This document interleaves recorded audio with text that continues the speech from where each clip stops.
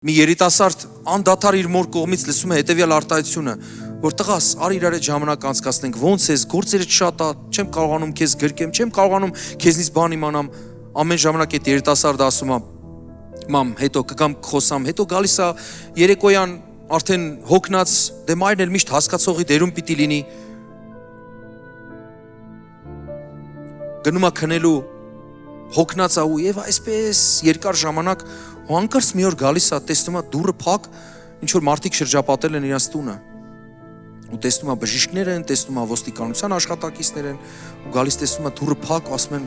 գիտես քո մայրը այլևս չի շնչում։ Ու այդ տղայի ներսում ամեն ինչ աշխարհը փուլ է գալիս, տակնու վրա է լինում։ Ասում է, չէ՞ որ ես գրել էի, նամակ էի գրել, ման վաղը, հետո լսեք, ժամանակը երբ որ մեռնում է, էլ չի գալիս։ Միակ բանը, որ երբեք հարություն չի առնում, դա ժամանակն է։ Ոչ մի ձևով չես կարա հետ բերես։ Ոչ մի ձևով։ Քանի ունես ձեռքի տակ հնարավորություն, արա։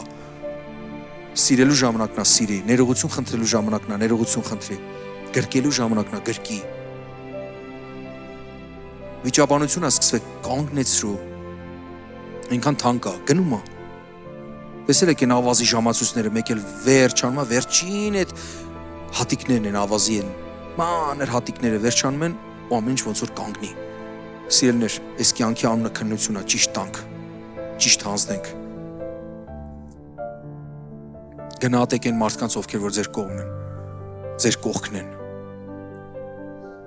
Եթե Տերը ասել է, սիրեք ձեր թշնամիներին, ուր մնաց այն մարդկանց, ովքեր որ ձեր կողքն են։ Մի էլ ունեցեք թշնամիներ, որ կամ սիրեք կամ չսիրեք։